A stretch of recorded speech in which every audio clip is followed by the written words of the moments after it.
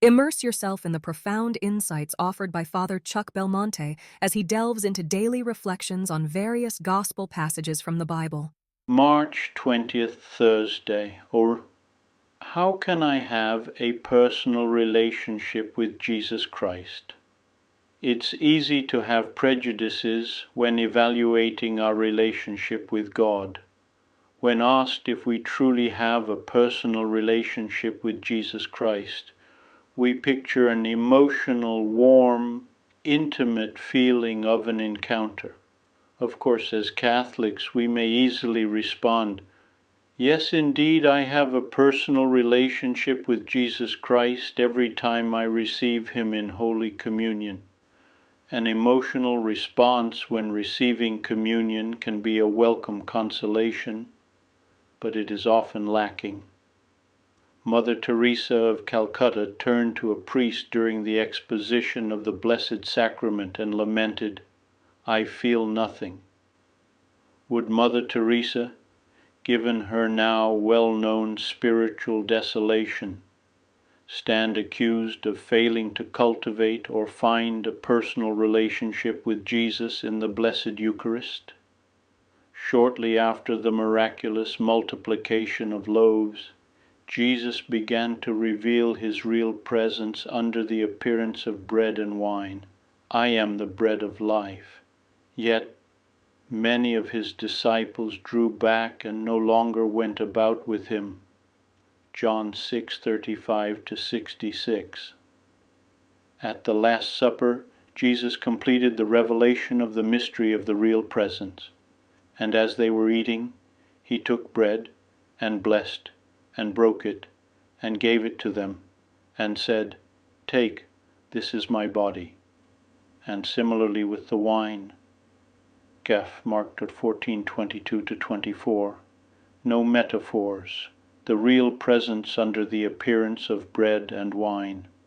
What the senses fail to fathom, let us grasp through faith. Faith is necessary to enter into communion with Him. The divine plan is to spark a response of faith rather than promising good feelings, as in any friendly personal relationship. During spiritual desolation, God redirects the love of His consolations to authentic Christian love.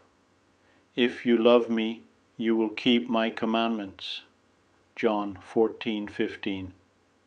Faith is tested and strengthened when God suspends His consolations for a time. A visual presence of Jesus in modern times would lead some to expect new and improved revelations, hoping to render obsolete inconvenient teachings such as, "If any man would come after me, let him deny himself and take up his cross daily and follow me." Luke 9:23. True faith, rather, directs our attention to Jesus through the unchanging deposit of faith, handed down throughout the ages after the death of the last apostle.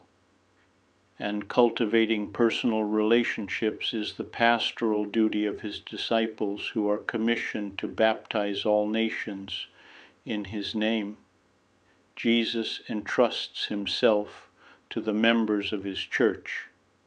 So our encounter with Him is through healthy personal relationships with His representatives, the members of His mystical body, through the Mass and by the ministry of the ordained priests of the Church. Our faith directs us to encounter Jesus in the Eucharist. The ministry of the priest gives way to a direct and true personal relationship with Jesus in faith. Such a relationship may be unemotional, even dry, plodding, and frustrating, but a ready faith remains spiritually profitable, always ready to say with St. Peter in times of confusion, "Lord, to whom shall we go? Only You have the words of eternal life." John 6:68. Reception of Holy Communion in faithful obedience to Christ is the perfect personal relationship with Jesus, whether or not we feel it.